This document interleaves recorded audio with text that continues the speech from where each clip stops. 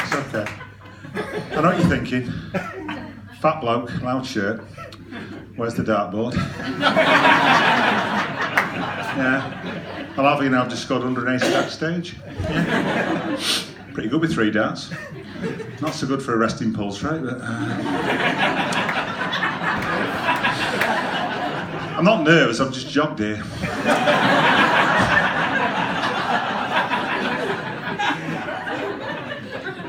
Anyone from Keighley tonight? Yay!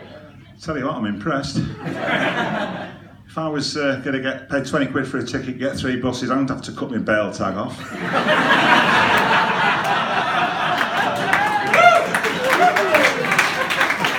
I want Michael McIntyre stood here.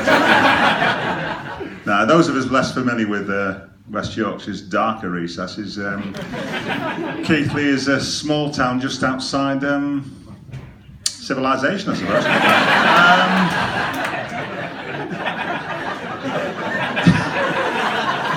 I like that one as well, yeah.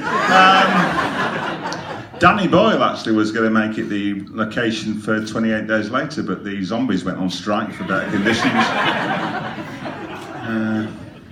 It exists for the sole purpose of making Bradford look good, which sets the bar pretty fucking high. But I think it's fair to say Keighley smashed it right out of the park. Yeah, I'm being a bit cruel to Keighley, but to be fair, they don't really cotton to me either, because I let into a secret. I'm a writer and a poet, actually, and as such, I'm a bit picky about the English language.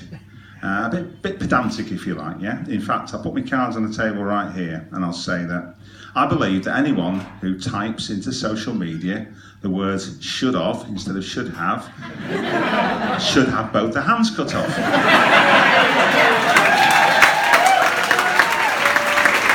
Yeah. Under anaesthetic, of course. I'm a grammar Nazi, not a monster. It's probably one of the reasons people tend to take an instant dislike to me, I suppose. That and the fact it saves valuable time.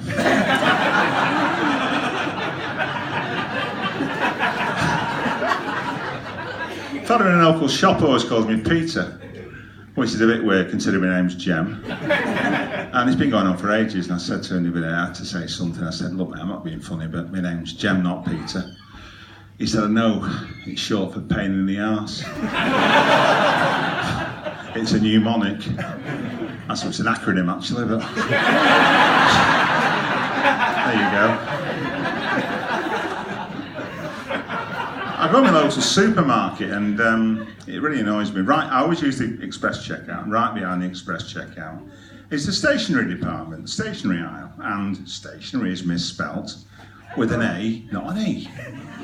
And it gets on my nerves, so every time I go in I point it out. Anyway, last time I went in, the girl sat on the checkout, she's looking at me and smirking, all smiling with a little name tag on.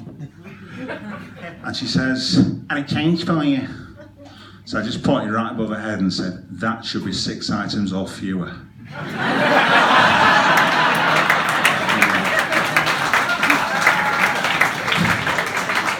Anyway, I'm banned from Tesco's now, so thanks, Sarita.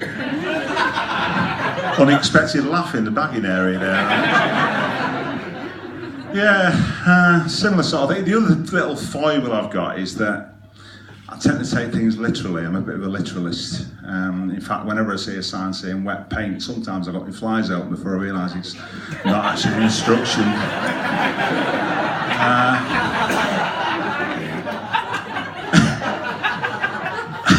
I was walking through town the other night and I see these gates, and right across the gates it says, if these gates are closed, please call this number.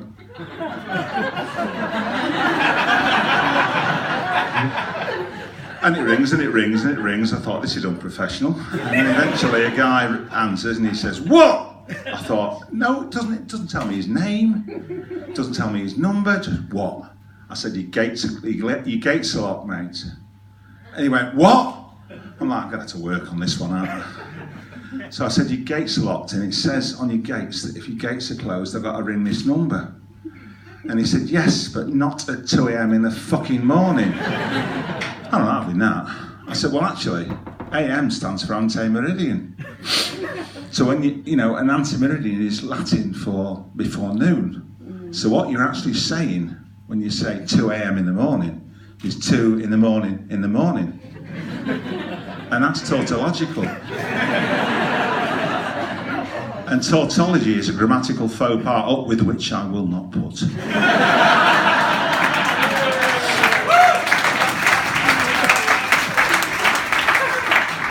But he'd already put the phone down. What a rude man. Do you know, people just don't want to learn these days, do they? And good manners cost nothing. Anyway, I'm just looking to the side of the stage, and there's the nurse there with the defibrillator and the oxygen tank. So I'm going to get off now before dying on stage becomes a reality rather than just a metaphor. So if you like me, my name's Jem Stuart. If you didn't, remember I am actually a poet, so it could have been verse.